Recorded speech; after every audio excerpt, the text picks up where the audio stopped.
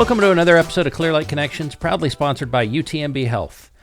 Special guest today, Dr. Jose Mendoza, and you are with UTMB, and you're part of the palliative care at the UTMB? That's correct. I'm a faculty with the palliative care program at UTMB, and we provide service in the inpatient consult service, and we also have a clinic over there in Galveston area. So I don't think people are very familiar with palliative care. I recently learned about it through my mother. Tell the audience about palliative care, what it is, the goals that you're trying to accomplish with that level of care. Sure. Okay, first of all, there's a lot of misconception, unfortunately, about palliative care and hospice. So hospice is not palliative care, and palliative care is not hospice per se. So it is a good question. In summary, it is we want to help and we want to improve the quality of life of patients who do have a complex medical illness. What can be a complex medical illness? Just to make it simple for you, is could be cancer, severe heart disease, severe lung disease, or any illness that is putting a lot of burden on your quality of life, and it's also making you uncomfortable. And because the patient or the person is uncomfortable, it's putting the family and the loved ones uncomfortable as well. Okay, it's not only about the doctor making recommendations about these medications are going to make you feel better, or this is going to help you feel better. We also have a holistic approach. It's not only about the physician. There may be needs for more care plan. Obviously, you may need transportation, or you may need to go to your doctor's appointment. So we also provide social workers. We also provide not only the medication and the social workers. We also want to treat the soul and the mind. So we also have chaplains, and we also have therapists as well. In summary, it is meant to improve your quality of life when you're going through a complex medical illness. And unfortunately, sometimes this illness can be terminal.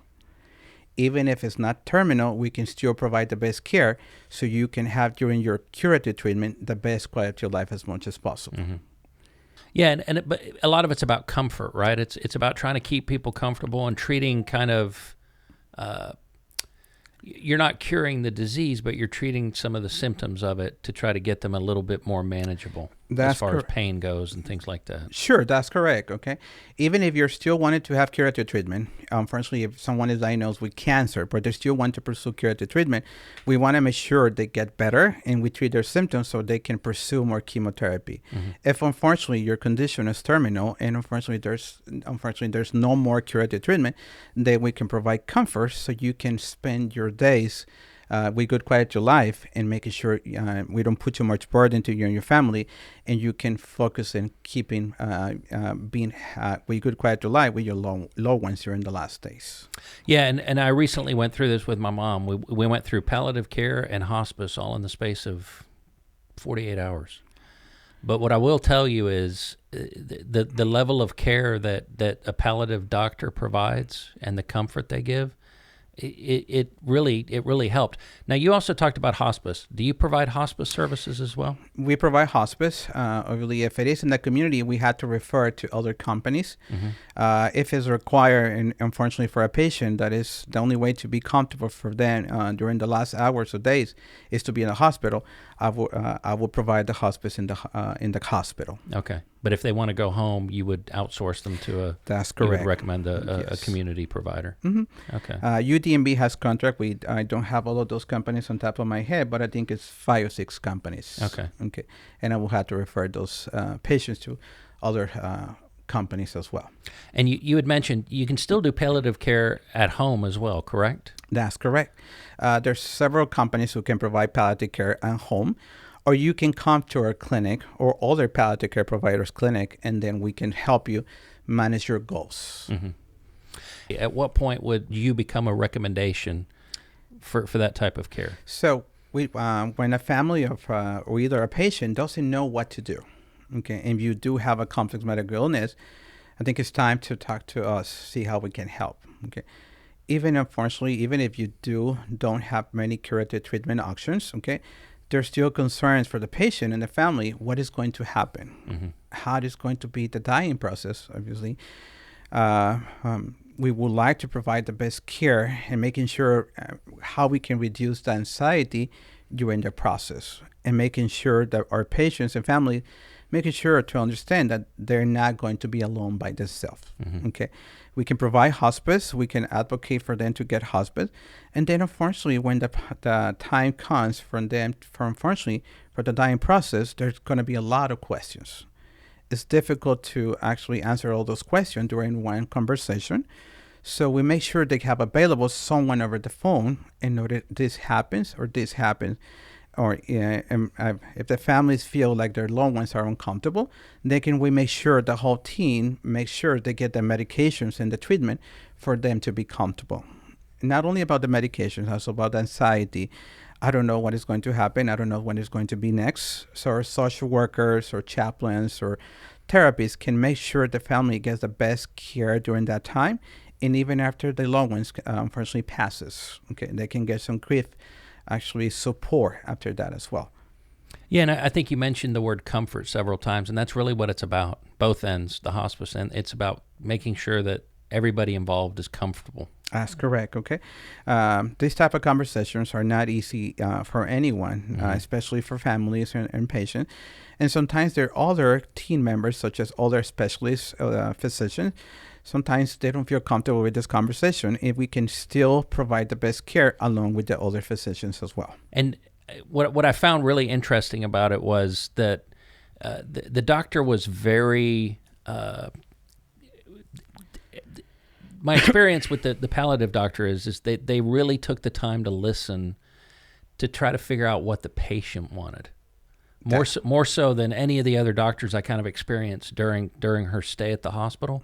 It's really, they really want the patient to make the right decision for themselves based on what's going on.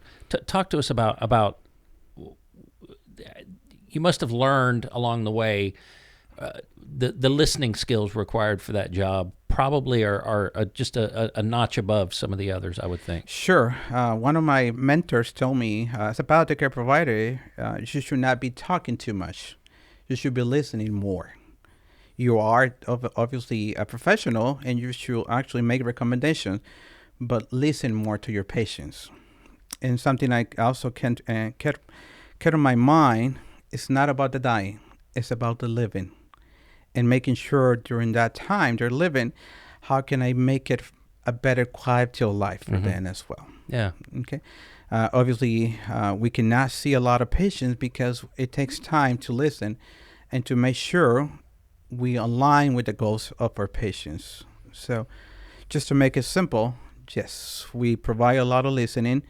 And then obviously sometimes when anyone, unfortunately I experienced this myself, when you do need medical care, there's a lot of talking.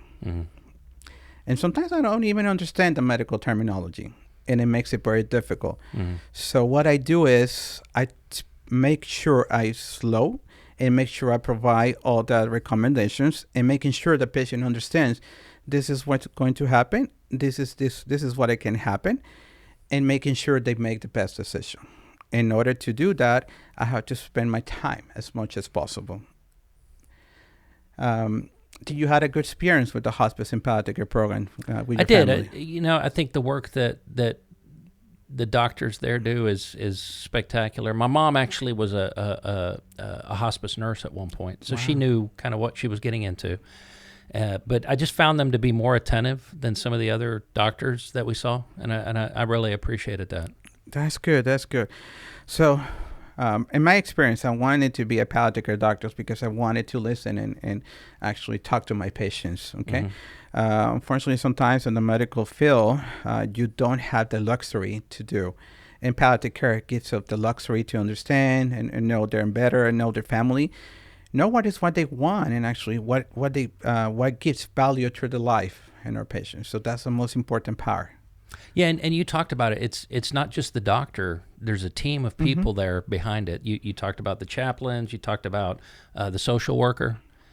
And they all work so well as a team to make sure everybody's on the same page. And I found the teamwork there kind of remarkable compared to, some of the other people not knowing what's going on. The team really seemed to know, and everybody understood what Mom wanted. They were all working towards the same goal. And so you're a professor, so do you teach palliative care at the university? Yes. So we mentor for residents for internal medicine. We mentor for residents for family medicine, and we also mentor the medical student as well. We also have other members of the medical field, such as the pain doctors, the pain fellows. They come to us. There's also a fellowship in geriatrics. So they come to us in order to learn palliative care. And something we try to teach them as well is medical ethics as well. Okay, so that's an integral part of palliative care, which is medical ethics. We plan, hopefully, in the next couple of years to get a fellowship so we can train palliative care doctors here at UTMB, and they can stay here in the community. Anything else you'd like to tell the audience about palliative care or hospice? Well, sometimes when you heard the word for hospice, unfortunately, some people don't want to talk to us or talk to the hospice coordinators. I wanted to make sure they understand when we talk about hospice, I don't want it for them to feel like we're talking about end-of-life discussions. It's not about the dying, it's about the living.